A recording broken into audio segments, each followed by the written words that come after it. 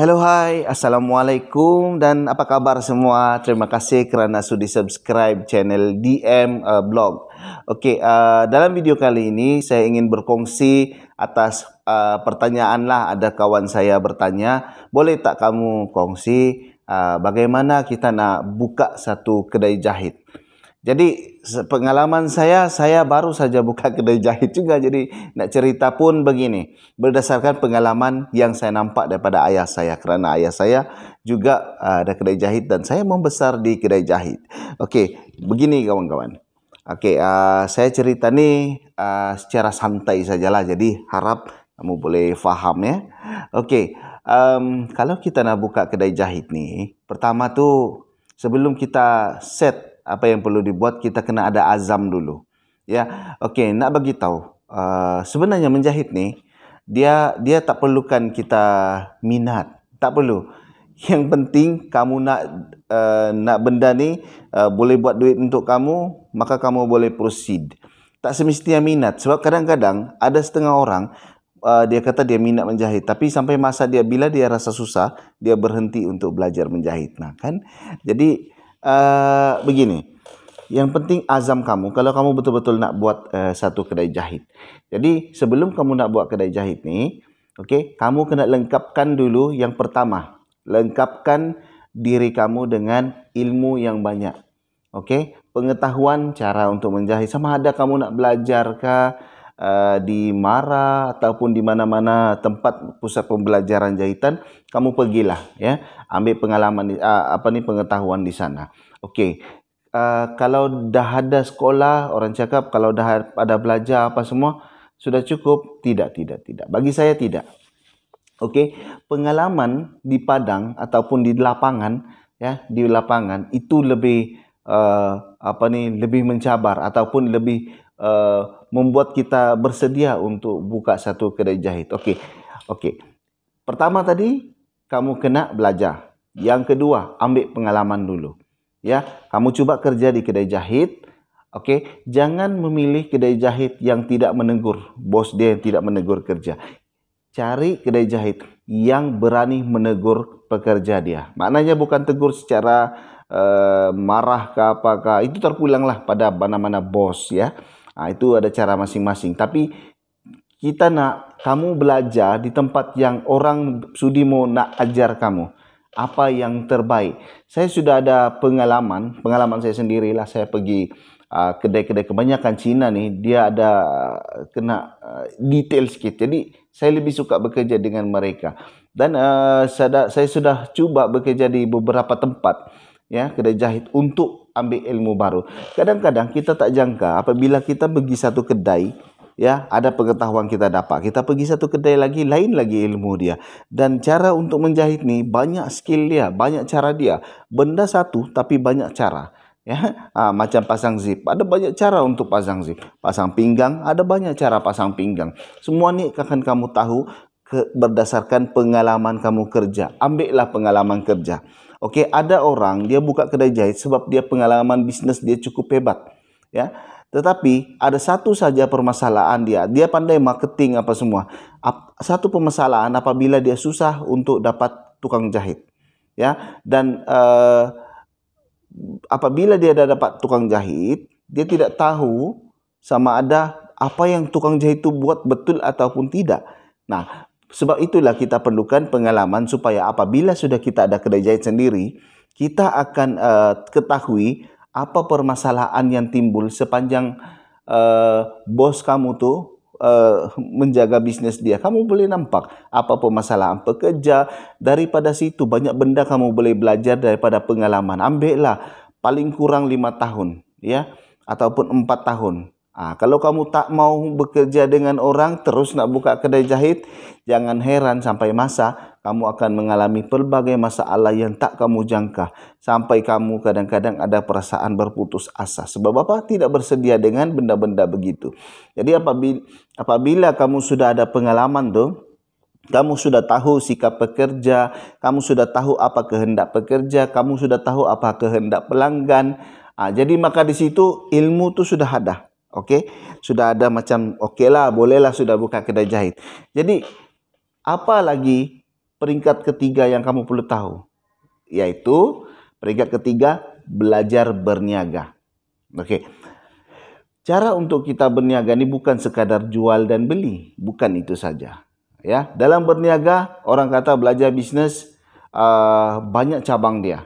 Tapi saya nak bagi kamu ringkas saja.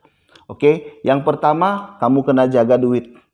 Okey, jaga duit. Maknanya duit yang kamu guna tu jangan sampai bila kamu ada income, ya, bila ada pendapatan, terus kita pergi belanja itu dan ini. Ingat, bisnes kita perlu gajikan. Saya guna konsep, apabila saya terima duit daripada customer, saya akan bagi-bagikan. Bagikan macam mana? Gaji saya ambil, gaji saya anggap diri saya hanya bekerja. Saya tidak anggap diri saya bos, saya bekerja untuk bisnes saya. Jadi saya ambil gaji saya tidak ambil lebih daripada itu. Kemudian untuk bisnes kita kena bayar. Kita kena bayar lagi dia gaji supaya dia boleh grow, dia boleh berkembang. Yang ini kita akan bahas lagi lebih mendalam di video yang akan datang. InsyaAllah saya akan buat video khas untuk yang itu, cara untuk kita menjaga kewangan kita. Yang pertama, jaga uang. Yang kedua, macam mana kita nak market. Okey, ada orang kata kita nak market, nak pasarkan dengan orang, nak ambil orang supaya tahu benda produk kita ataupun bisnes yang kita ada. Sebenarnya dia tak rumit kalau kedai jahit. Kenapa? Sebab kalau pelanggan itu nak minta jahit, mereka akan datang minta jahit. Tetapi ada setengah pelanggan, dia setia dengan ada beberapa kedai jahit yang mereka sudah biasa. Tetapi kalau mereka belum biasa dengan kita, belum tentu mereka nak minta jahit. Jadi kita kena pandai buat market.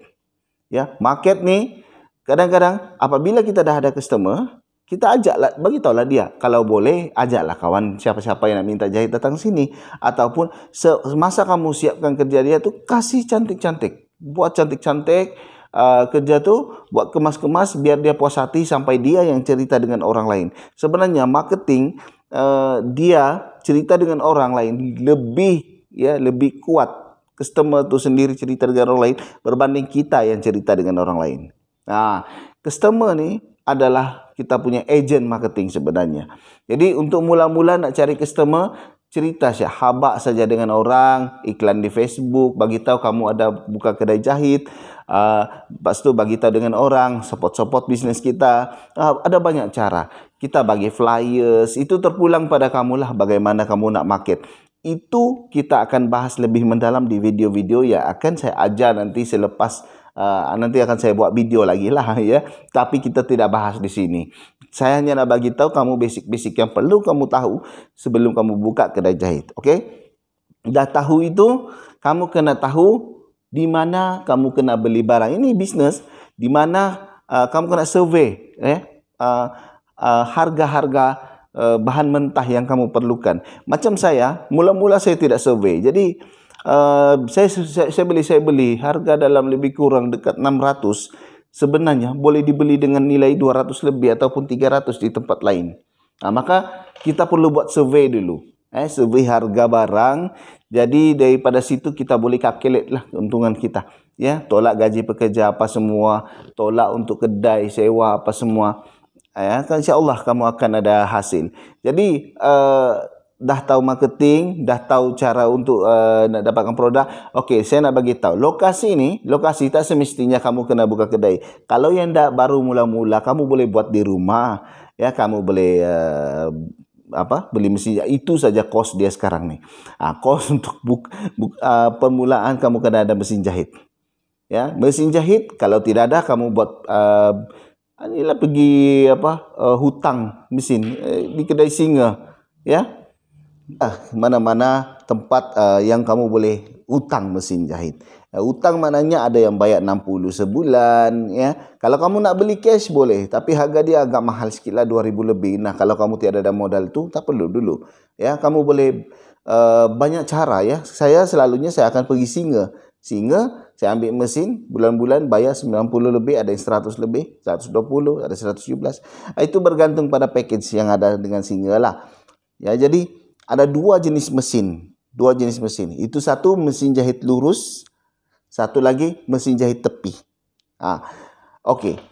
Ini kedua-dua mesin ni kamu boleh pilih. Kalau mesin jahit lurus, kamu boleh pilih, bagi tahu, jangan suka-suka beli yang mesin sembarang. Tengok jenis jahitan yang kamu buat. Okey, kalau jahitan kamu yang bagi tahu kamu nak yang nipis, untuk nipis saja. Kalau jenis yang nak jahit untuk tebal-tebal jeans semua, lain, mesin dia lain, ya. Jadi kalau kamu kena bagi tahu mesin yang kamu nak, okey. Kamu untuk pemilihan mesin tu nanti kita akan belajar di video lain. Okey, mesin jahit tepi ada yang 4 benang dan 3 benang. Apa beza dia? 4 benang ni yang bagusnya, tak perlu lagi kita jahit ni. Ini untuk ready made lah. Kita boleh direct di situ di mesin baju tu, direct jahit tepi. Dia akan ada satu untuk mengukuhkan kain tersebut, tak perlu jahit pakai jahit lurus. Ya, itu tukang jahit tahulah macam mana, ya. Tahu membezakan antara mesin jahit yang 3 benang dan juga 4 benang. Kalau 3 benang tu kalau sekadar jahit tepi bolehlah 3 benang. Kalau nak yang kukuh untuk buat t-shirt apa semua 4 benang lebih bagus, ya. Okey, jadi tentang pemilihan mesin apa semua kita belajar di topik yang lain. Yang penting kamu kena tahu, kamu kena keluarkan kos itu. Beli mesin. Dah beli mesin, beli pembaris, ya, apa-apa yang kamu perlukan, beli pembaris, beli gunting, tape measure, tali ukur, itu semua kamu kena beli. Sediakan jarum, nanti patah, jadi sediakan jarum. Jadi ada banyak benda yang kamu kena sediakan, ya. Ada list dia yang kamu kena sediakan sebelum kamu nak mula menjahit. Ya, jadi jangan sampai nak menjahit, kena cari ini, kapu, mana nak cari, kena sediakan tu semua dulu, okey? So, nak jahit di rumah tidak ada masalah, kamu buka kedai tidak masalah.